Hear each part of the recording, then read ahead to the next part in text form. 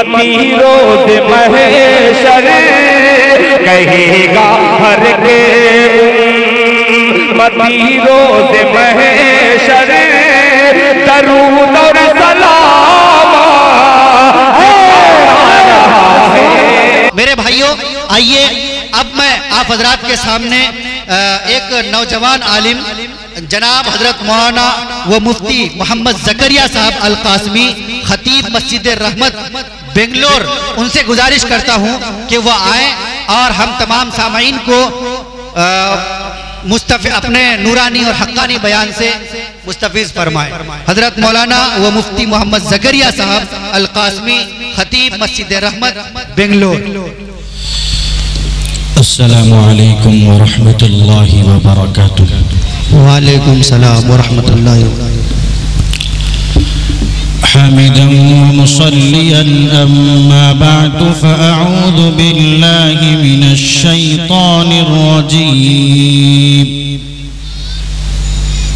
بسم الله الرحمن الرحيم الذين إذا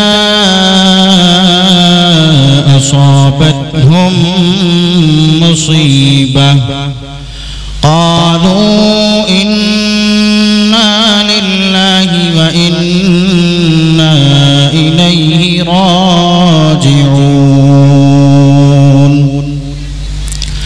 وقال النبي صلى الله عليه وسلم لا تقوم الساعة حتى يقال في الأرض الله الله رواه الترمذي أو كما قال عليه الصلاة والسلام رب اشرح لي صدري ويسر لي أمري واحلل عقدة من لساني يفقه قولي اللهم صل على سيدنا مولانا محمد وبارك وسلم۔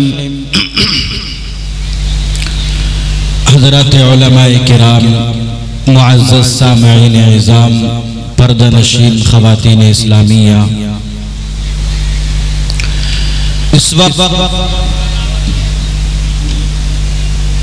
ملک کا ہر آدمی، ہر انسان عجیب کشم کش میں مبتلا ہے، کسم پرسی کے عالم میں زندگی گزار رہا ہے۔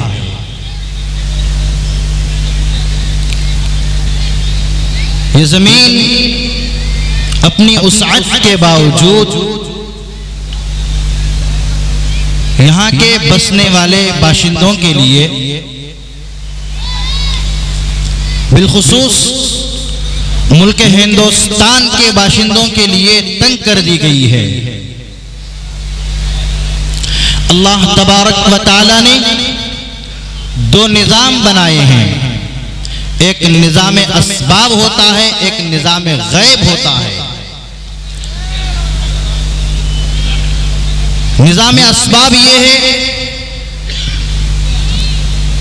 کہ جس طرح سورج نکلے تو دھوپ نظر آتی ہے، جس طرح میاں بیوی کی ملاقات سے ایک نتیجہ ظاہر ہوتا ہے، جس طرح کھیت میں دانا ڈالنے سے کھیتی اگ آتی ہے، یہ نظام اسباب ہے۔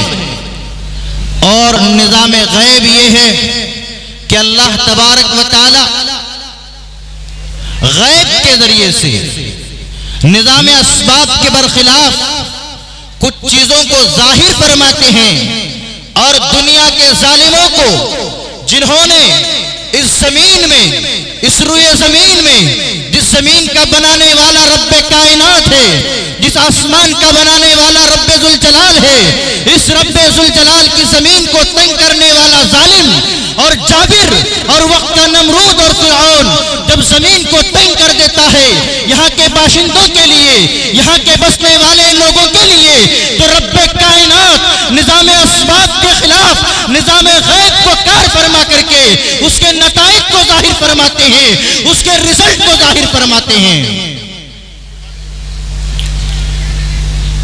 آپ نے سنا ہوگا جلسوں کے اندر، بیانوں کے اندر، اگر آپ اردو کا مطالعہ کرتے ہوں گے، تاریخ کا مطالعہ کرتے ہوں گے، تو آپ نے حضرت ابراہیم علیہ السلام کا واقعہ پڑھا ہوگا۔ سیدنا ابراہیم علیہ السلام کو آگ میں ڈال دیا جاتا ہے، لیکن اللہ کے حکم سے آگ نہیں جلاتی ہے، یہ نظام غیب ہے۔ وقت کا بڑا فرعون تھا، بڑا جابر و ظالم انسان تھا، بچوں کو قتل کر دیا کرتا تھا، اور اس وقت کی بچیوں کو چھوڑ دیتا تھا، لڑکیوں کو چھوڑ دیا کرتا تھا، اور بنی اسرائیل میں جو بچے پیدا ہوا کرتے تھے ان کا وہ قتل و غارت گری شروع کر دیا تھا۔ لیکن میرے رب تعالی شانو نے اپنے نظام غیب سے وقت کے جلاد کو، وقت کے فرعون کو پانی کے اندر ڈبو دیتا ہے۔ الذین طغوا فی البلاد فاکثروا فیہا الفساد فصب علیہم ربک سوط عذاب ان ربک لبالمرصاد۔ وقت کا فرعون ہے، بنی اسرائیل کی بچیوں کو قتل کر دیتا ہے اور لڑکوں کو، بچوں کو چھوڑ دیتا ہے، لیکن رب تعالی شانو اس کو کیسے ہلاک و برباد فرما دیتے ہیں۔ اے وقت کے ظالموں، اے وقت کے دشمنوں، اے وقت کے قاتلوں، تم نے دلی کا کیا حال کر دیا؟ ارے وقت کے ظالموں، تم یہاں ہندوستان کے بسنے والوں کو، ہندوستان کے باشندوں کو پریشان کر رہے ہو، کبھی NRC کے ذریعے سے، کبھی CAA کے ذریعے سے، کبھی NPR کے ذریعے سے۔ رب کائنات خود کلام پاک میں ارشاد فرماتے ہیں وَلَنَبْلُوَنَّكُمْ بِشَيْءٍ مِّنَ الْخَوْفِ وَالْجُوعِ وَنَقْصٍ مِّنَ الْأَمْوَالِ وَالْأَنفُسِ وَالثَّمَرَاتِ وَبَشِّرِ الصَّابِرِينَ۔ ہندوستان میں بسنے والا مسلمان گھبراتا نہیں ہے، اس لیے کہ رب کائنات کی طرف سے بشارت آتی ہے کہ اے مسلمانوں، کبھی تمہیں ہم آزمائیں گے خوف کے ذریعے سے، کبھی ہم تمہیں آزمائیں گے بھوک کے ذریعے سے، کبھی ہم تمہیں آزمائیں گے مال و دولت کو چھین کر، اولاد کو چھین کر، کبھی تمہاری جان مانگیں گے، کبھی تمہارا مال مانگیں گے۔ الذین اذا اصابتهم مصیبہ قالوا انا للہ وانا الیہ راجعون۔ رب کائنات ارشاد فرماتے ہیں جب بھی کوئی پریشانی آئے، جب بھی کوئی مصیبت آئے، جب بھی حالات خراب ہو جائیں، میرا پیارا بندہ، میرا محبوب ترین بندہ میرے دربار میں ہاتھوں کو اٹھاتا ہے اور مجھے یاد کرتا ہے الذین اذا اصابتهم مصیبہ قالوا انا للہ وانا الیہ راجعون۔ تین طلاق کے موقع پر وزیر اعظم سب بڑی ہمدردی جتایا کرتے تھے، لیکن وہ تو ایک دھوکہ تھا، دھوکہ۔ وہ ان کی ہمدردی اور محبت کہاں چلی گئی؟ وزیر اعظم سے بھی کہنا چاہیں گے، چونکہ میڈیا والے موجود ہیں، اسی لیے آج کے منچ سے یہ بات پہنچانا چاہوں گا۔ آپ تین طلاق کے موقع پر جو ہمدردی جتایا کرتے تھے، آپ کی وہ ہمدردی آج کہاں چلی گئی؟ آج مسلمان مائیں، مسلمان بہنیں، شاہین باغ کی ان خواتین کے جذبات کو میں سلام کرتا ہوں، ان شیرینیوں کے جذبات کو سلام کرتا ہوں، جنہوں نے ایک دلت کے بنائے ہوئے آئین کو، ایک دلت کے بنائے ہوئے سنویدھان کو، ایک دلت کے بنائے ہوئے قانون کو اپنے سینوں سے لگایا، اپنے چھاتیوں سے لگایا۔ وزیر اعظم صاحب، وزیر داخلہ صاحب، آپ کی پولیس نے میری ان ماؤں کے، میری ان بہنوں کے دوپٹوں کو چھینا، ان پر گولیاں چلائی گئی۔ آپ کہاں سو رہے ہیں؟ آپ کہاں بے خبر ہیں؟ آپ کی وہ ہمدردی کہاں چلی گئی؟ ہم نے بڑے بڑے قارون کو دیکھا ہے، ہم نے بڑے بڑے فرعون کو دیکھا ہے، ہم نے بڑے بڑے شداد کو دیکھا ہے، بڑے بڑے نمرود کو دیکھا ہے۔ الذین طغوا فی البلاد، ایک فرعون تھا، پورے شہر میں سرکشی مچایا کرتا تھا، رب تعالی شانہ نے تباہ و برباد کر دیا۔ ابرہہ آیا تھا رب کا کھانا گرانے، رب کا گھر گرانے، رب تعالی شانہ نے اس کا کیا حشر فرمایا۔ ألم تر كيف فعل ربك بأصحاب الفيل ألم يجعل كيدهم في تضليل وأرسل عليهم طيرا أبابيل ترميهم بحجارة من سجيل۔ بڑی شان کے ساتھ، جہ و جلال کے ساتھ یمن سے چل کر ابرہہ آتا ہے خدا کا خانہ گرانے، خدا کا کعبہ گرانے۔ میرے نبی پر ایک سورت اللہ تبارک و تعالی نے نازل فرمائی اور دنیا کے ظالموں کو، دنیا کے قاتلوں کو آگاہ فرمایا۔ الم تر کیف فعل ربک باصحاب الفیل۔ اے پیغمبر آپ سنا دیجئے ظالموں کو، آپ سنا دیجئے قاتلوں کو، میرا گھر تباہ کرنے آئے تھے، میرا گھر ڈھانے آئے تھے، میرا گھر گرانے آئے تھے، میں نے کیا حشر کیا؟ کسی انسان کے ذریعے سے نہیں، کسی فرشتے کے ذریعے سے نہیں، ایٹمی بم اور طاقت کے ذریعے سے نہیں، بلکہ اللہ تبارک و تعالی نے چھوٹے چھوٹے پرندوں کے ذریعے سے تہس نہس کر کے رکھ دیا تھا۔ دور نہیں ہے، میں نے کہا نا، ایک ہوتا ہے نظام اسباب، ایک ہوتا ہے نظام غیب۔ حضرات علماء کرام نے کتابوں میں لکھا ہے جب کبھی ایسا موقع آئے، الذین اذا اصابتهم مصیبہ قالوا انا للہ و انا الیہ راجعون۔ جب مصیبت تمہارے اوپر آ گرے، جب پریشانی آ پڑے، تو ایسے وقت میں اللہ تبارک و تعالی کی طرف رجوع ہونا چاہیے، دعا کرنی چاہیے۔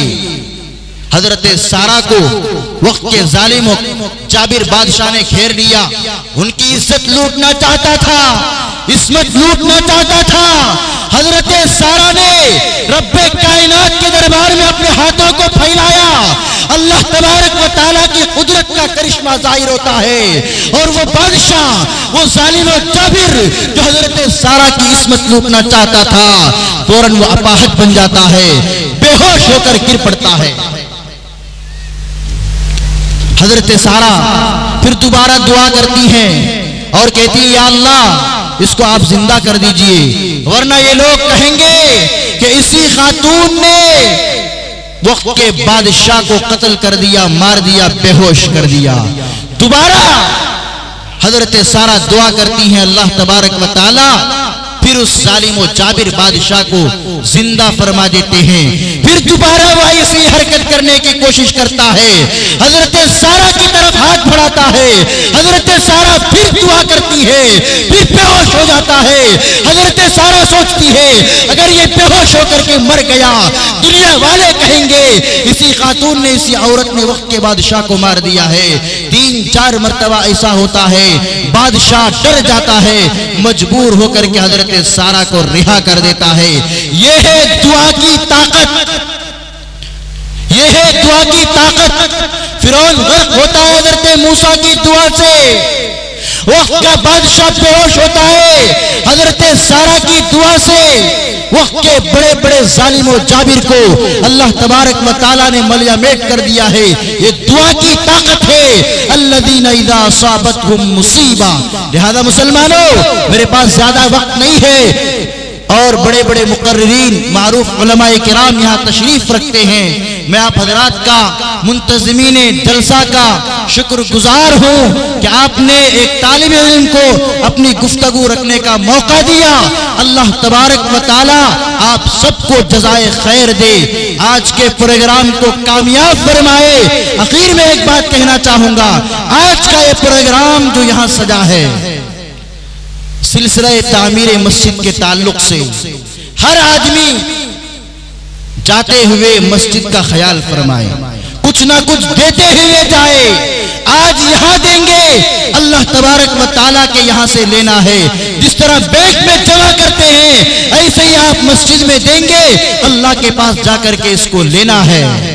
آج موقع ہے, آنکھیں بند ہو گئی, پھر نہ خیرات کر سکتے ہیں نہ زکوٰۃ دے سکتے ہیں, جیسا کہ حضرت مفتی صاحب نے اس سے قبل وضاحت فرمائی. اللہ تبارک و تعالی کہنے سننے سے زیادہ عمل کرنے کی توفیق عطا فرمائے. آمین ثم آمین. وآخر دعوانا ان الحمد للہ رب العالمین.